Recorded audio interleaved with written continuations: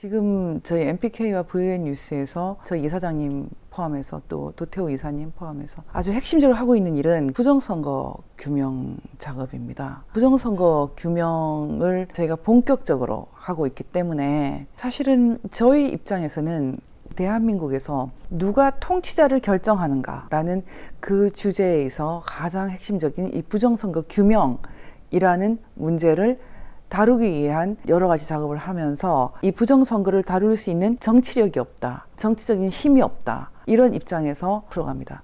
이번에 그 가세연에서는 이 강용석 그 후보와 김세희 대표가 서로 이견이 있었다고 들었습니다. 개인적으로는 이견이 있을 것으로 좀 예상은 할 수 있었거든요.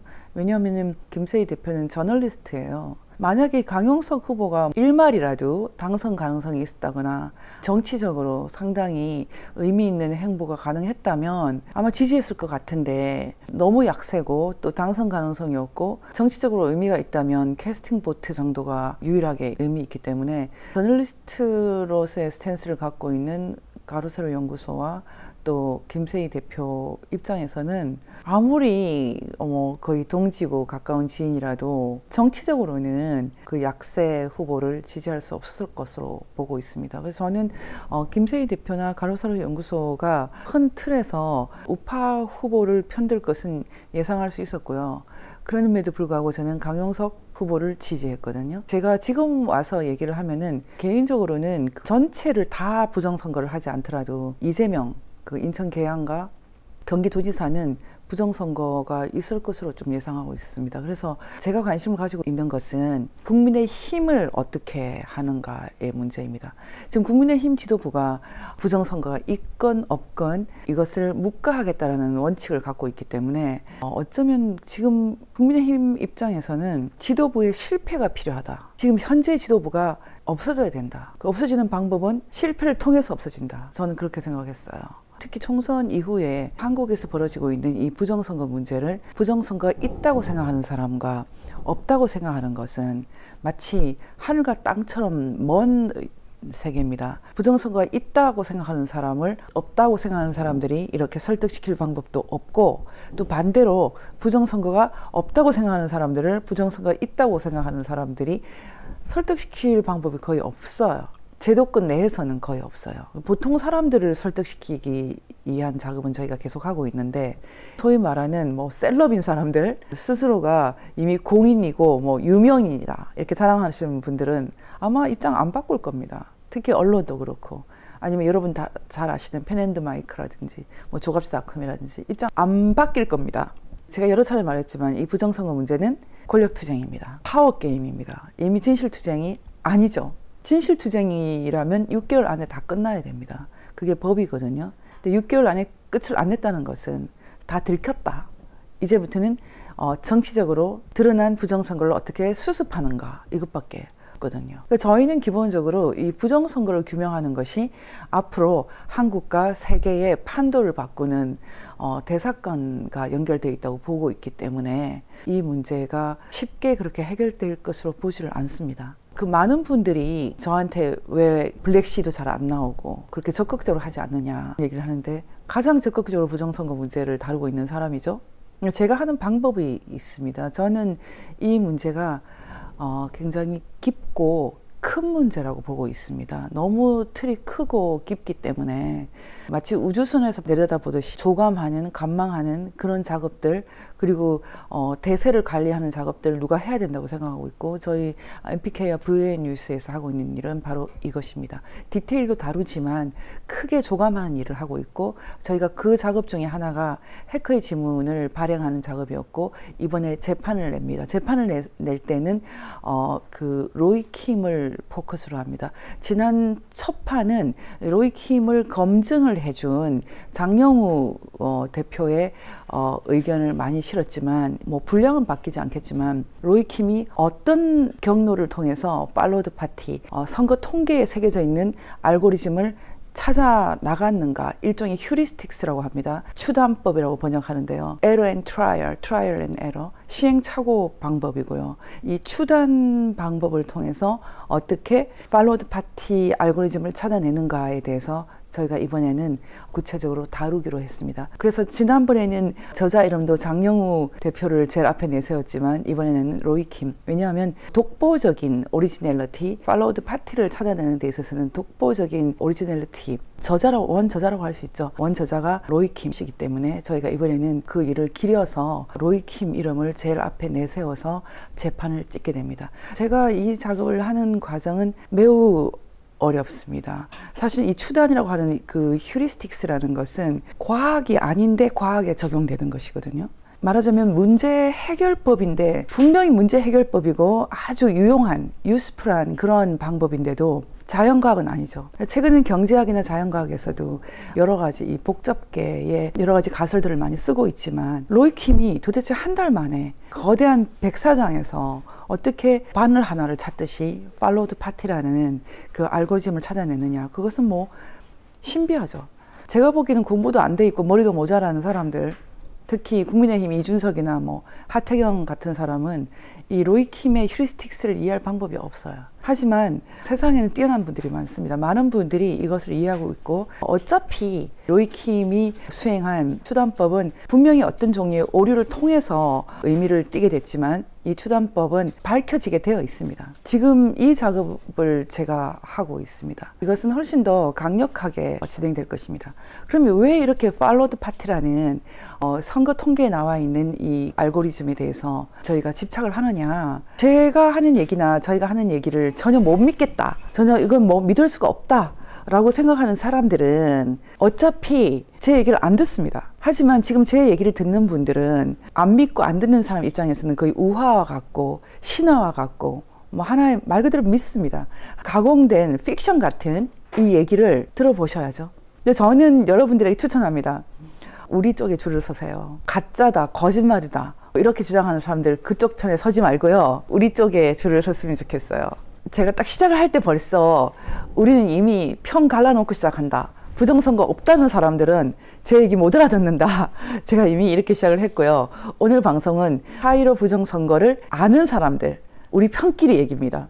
우리 편 아닌 사람은 안 들어도 됩니다. 저는 지금 우리 편들에게 이런 제목으로 통치 이념의 난맥과 혼돈의 한국 정치라는 이름으로 전 세계가 처해 있는 정치적인 난맥을 아주 간단하게 설명을 해드릴 것입니다. 부정선거를 도저히 이해하지 못하는 사람들, 저는 머리가 모자라다고 말하는데요. 머리가 모자라시는 분들은 전혀 들을 필요가 없죠. 지금 부정선거가 있고 이 부정선거를 규명하는 것이 힘의 원칙에 따라서 우리가 못하고 있다. 심지어 윤석열 대통령도 해결을 못하고 있다.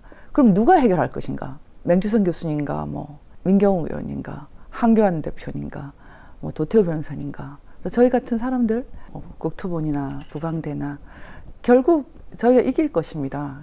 그런 이제 믿음을 가지고 언제 이길 것인가? 5년인가, 10년인가, 20년인가 뭐 이렇게 물어보면 참 대답은 어렵지만 어차피 역사 가운데서 승리할 사람들, 빅터, 승리자들이 이 일을 수행하는 것이거든요. 이 부정선거 규명이라는 것은 이미 인류사적인 대사건이다. 이 얘기가 핵심입니다. 지난 그 미국 대선 가장 중요한 사건이 무엇입니까? 트럼프의 실각입니다. 트럼프의 실각을 이해하려면 1776위원회를 이해하셔야 됩니다. 1776위원회라는 것은 폼페이오 장관이 대통령을 보좌하기 위해서 만든 하나의 위원회고, 이 1776 리포트라는 것은 그 위원회에서 만든 건데요. 여러분 모두 1976년은 미국에서 어떤 의미를 갖고 있는 것은 다 알고 계실 것입니다. 7월 4일은 미국의 독립선언문이 선포된 날입니다. 지금도 미국 전역에서 7월 4일은 미국 독립기념일로 기리고 있습니다. 1776년 7월 4일 미국에서 13개 식민지 대표자들이 필라델피아에 모여서 영국으로부터의 독립을 선포하는 독립선언문을 최종 승인한 날입니다. 그리고 지금도 미국 독립기념일 7월 4일은 새로 연방으로 들어오는 주가 있으면 그 주가 이날을 기점으로 하나의 독립기념일이 되면서 그 주가 연방에 들어온 날을 기념해서 별을 하나 집어넣죠. 그래서 국기가 바뀌는 날이죠. 굉장히 중요하죠. 50개 주가 이제 하나하나 들어올 때 13개 주에 시작해서 하나하나 들어올 때마다 이제 별이 늘어나지 않습니까? 미국 성조기에 별이 늘어나면서 국기가 바뀌는 날. 너무나 상징적이고 또 어떻게 보면 참 아름다운 하나의 주들이 별로서 새겨지는 그런 날이죠. 1776년은 독립선언문이 발표된 그런 의미에서 중요한 것도 있지만 또 하나는 미국 입장에서는 하나의 주들이 별로 등장하는 그런 의미도 있고 다른 또 하나의 의미가 더 있어요. 그것은 전 세계에서 가장 먼저 천부인권, 하나님으로부터 독립할 수 없는 독립선언은 영국으로부터의 선언이고요. 하나님으로부터는 분리가 안 되는 unalienable rights, 천부인권이 선포되는 그 날입니다. 이 1776이라는 키워드는 트럼프나 폼페이오, 펜스 입장에서는 미국 내에 너무나 심각한 어떤 가치 혼란을 바로잡기 위해서 일종의 애국 교육, patriotic education, 애국 교육, 국민 교육을 위해서 선택한 일종의 고육책입니다. 미국은 이런 식의 국민 교육을 그다지 선호한 나라가 아니에요. 정말 위기가 있지 않으면 공교육도 많이 무너져 있고 그럼에도 불구하고 폼페이오 장관이 노골적으로 unalienable rights, 천부인권을 선언한 1776년을 키워드로 미국을 다시 통합하려고 애를 썼습니다. 여러분 이 1776이라는 것은 정말로 핵심적입니다. 중요합니다. 1776년 인류 역사에서 가장 먼저 천부인권의 불가침 기본권을 선언한 이 날은 어떻게 또 연결되냐면 1948년으로 연결됩니다. 12월 10일로 연결이 됩니다. 세계인권선언. 제가 조금 읽어드리겠습니다. 세계인권선언 Universal Declaration of Human Rights 1948년 12월 10일이죠. 모든 인류 구성원의 천부의 존엄성과 동등하고 양도할 수 없는 권리를 인정하는 것이 세계의 자유, 정의 및 평화의 기초이며 인권에 대한 무시와 경멸이 인류의 양심을 격분시키는 만행을 초래하였으며 인간이 언론과 신앙의 자유 그리고 공포와 결핍으로부터의 자유를 누릴 수 있는 세계의 도래가 모든 사람들의 지고한 열망으로서 천명되어 왔으며 인간이 폭정과 억압에 대항하는 마지막 수단으로서 반란을 일으키도록 강요받지 않으려면 법에 의한 통치에 의해서 인권이 보호돼야 하는 것이 필수적이며 국가 간의 우호 관계의 발전을 증진하는 것이 필수적이며 이것은 전문인데요. 제가 읽은 7줄, 8줄에 사실은 세계에서 가장 중요한 원칙이 다 들어있습니다. 그 중에 하나가 이 천부인권이라는 개념, 불가침해, unalienable right이라는 개념이고요. 신앙의 자유, 언론의 자유, 공포로부터의 자유, 가난으로부터, 결핍으로부터의 자유라는 엄청난 선언이 이 세계인권에 들어있습니다. 이 세계인권선언이 1948년 12월 10일인데요. 한국의 헌법 10조는 모든 국민은 인간으로서의 존엄과 가치를 가지며 행복을 추구할 권리를 가진다. 국가는 개인이 가지는 불가침의 기본적 인권을 확인하고 이를 보장할 의무를 진다. 1948년 8월 15일에 등장한 이 위대한 나라 대한민국이 갖고 있는 이 헌법에도 불가침의 기본적 인권이 들어있습니다. 우리가 확인할 수 있는 페이퍼 중에서 미국 헌법은 사실은 이 unalienable right이라는 단어를 갖고 있지 않아요. 사실 미국이 헌법을 만들 권리장전을 만들 때 이런 것이 다 문제가 됐습니다. 미국은 1776 페이퍼에 독립선언문에 천부인권을 새겨 넣었지만 미국이 헌법을 만들 때는 구절을 쓰지 않습니다.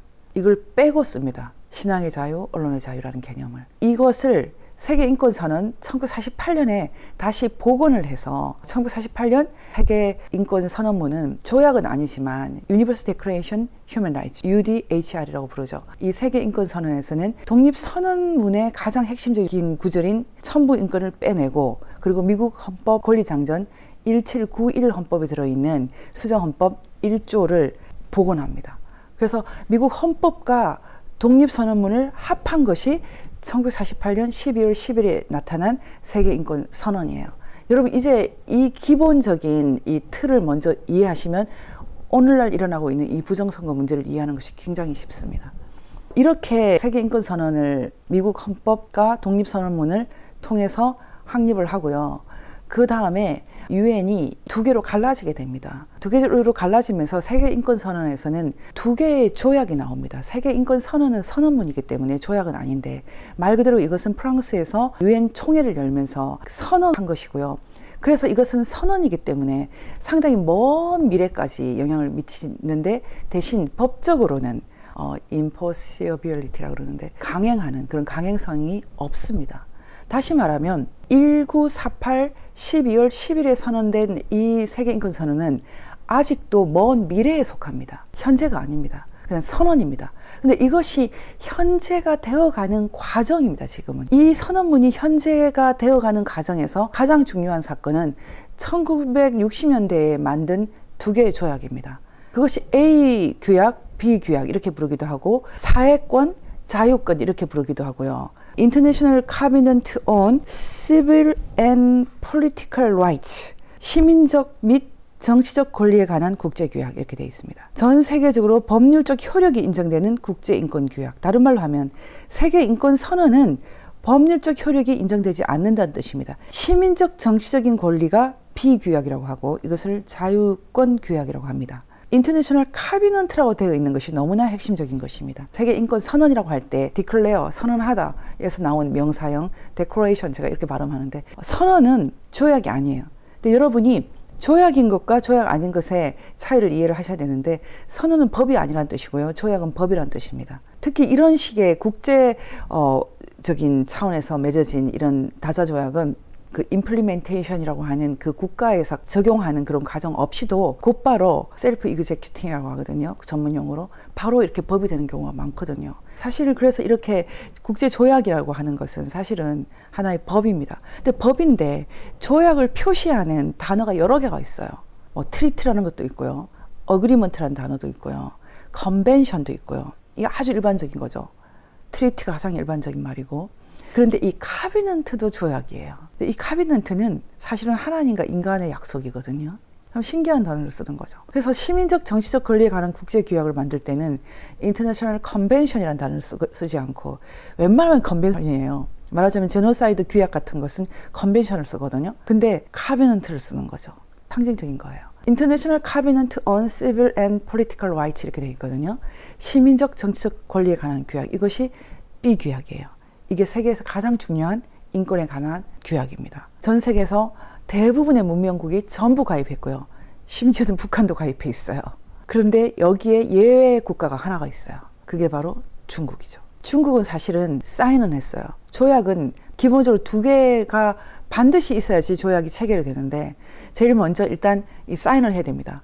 아, 우리 이거 가입할게 라는 가입을 해야 되거든요. 근데 이것을 그 나라에 돌아가서 국회에 가서 국민들의 의견을 묻는 과정, 그것을 비준이라고 부릅니다. 근데 북한에서는 비준을 김정일, 김정은 사인을 비준이라고 그래요. 그래서 한국 주사파 정권이 얼마나 엉터리냐면 계속 지난번에 판문점 선언을 비준해달라고 그랬거든요. 제가 굉장히 웃음이 나서 아, 선언을 비준하는 나라 어디냐 계속 그런 말을 했어요. 주사파들이 그렇게 멍청해요. 북한에 쓰는 비준은 말 그대로 그냥 김정일, 김정은, 김일성 사인을 말해요. 그것은 조약의 비준이 아니에요.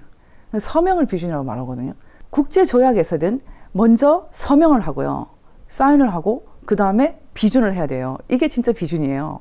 레티피케이션이라고 합니다. 비준을 하는 과정이 진짜 법이 되는 과정이에요. 한국에서 이런 조약은 당연히 다 비준이 됐죠. 비준은 국회에서 합니다. 조약 비준권은 국회가 갖고 있죠. 그리고 중국은 누가 갖고 있느냐. 국회에 준하는 전인대가 갖고 있죠. 중국 내에서 서명을 했거든요. 행정 차원에서. 근데 이것을 입법부인 전인대가 비준을 안 해주는 거죠. 결코 전인대가 허용하지 않는 조약이 International Covenant on Civil and Political Rights입니다. 여러분, 이 사실을 반드시 이해해야지 지금 부정선거 문제를 이해할 수 있어요. 사실은 전인대가 왜 이 시민적 정치적 권리에 관한 국제규약, 정말 말 그대로 개나 소나 전부 다 가입하는, 거의 180개 국가가 다 가입했어요. 여기에 가입하지 않는 나라는 문명국이 아니라고 생각하면 정확하거든요. 그런데 불구하고 왜 중국 전인대가 이것을 비준을 안 하나? 저는 늘 이거 찾아보는 게 일이에요. 중국 전인대에서 올해는 비준을 했을까 하고 늘 전인대, 규약, 비준 늘 치거든요. 오늘 또 쳤어요. 그런 기사가 없거든요. 여러분, 이 얘기를 꼭 이해하셔야 됩니다. 시민적 정치적인 규약, 비규약에 중국이 비준을 안 하는 겁니다. 그 얘기는 쉽게 말해서 자유선거를 인정하지 않겠다는 뜻입니다. 사람들이 이 뜻을 이해를 못해요. 수십 개의 조항에 들어있는 일종의 인권 장전입니다. 온갖 게 다 들어있어요. 뭐 거주 이전이라든지 온갖 게 다 들어있어요. 이동의 자유, 뭐 신체의 자유, 뭐 온갖 게 다 들어있는데 그 중에서 가장 중요한 자유는 선거. 통치자를 누가 뽑을 것인가. 공산당이 뽑는 것이 아니라 한 사람 한 사람이 뽑는다는 의미죠. 시민적 정치적 규약에서 가장 핵심은 바로 이 선거입니다. 당연히 중국 공산당이 인정하지 않죠. 홍콩 보안법이라는 것을 만들었어요. 90세 추기경까지 체포한 홍콩 보안법 이렇게 돼 있어요. 조셉 첸 홍콩 추기경을 비롯해 등등 홍콩 지식인들이 홍콩 보안법에 강력하게 저항하고 있고 90세 추기경도 지금 체포되었다. 이게 아주 최근에 한 달도 제대로 안 된 기사입니다. 여러분, 이 홍콩 보안법이 무엇이라고 생각합니까? 바로 조금 전에 제가 말씀드렸던 비규약, 시민적 정치적 권리를 정면으로 부정하는 것이죠. 홍콩은 1997년 7월 1일에 영국에서 반환될 때 50년간 예외적으로 이 자유선거를 허용하도록 되어 있습니다. 일국 양제 해주겠다라고 덩샤오핑이 약속을 했죠. 그런데 지금 30년도 안 돼서 어떻게 되었습니까? 시진핑이 찢어버렸죠. 지금 홍콩 보안법이나 홍콩 문제도 모두 선거 문제입니다. 이 선거 문제라는 것은 통치자를 공산당이 뽑겠다. 만약에 공산당이 뽑지 않으면은 지금 중국이 갈기갈기 찢긴다 이 뜻이죠. 홍콩은 이미 시진핑 시대에 노골적으로 일국 양제가 무너졌어요. 다시 말하면 자유선거가 무너진 거죠. 지금 바로 이 홍콩 문제 또는 중국 내의 이 자유선거 요구 그리고 시민적 정치적 권리 문제가 한국 부정선거 문제의 근원이라고 생각하시면 여러분 이해할 수 있습니다.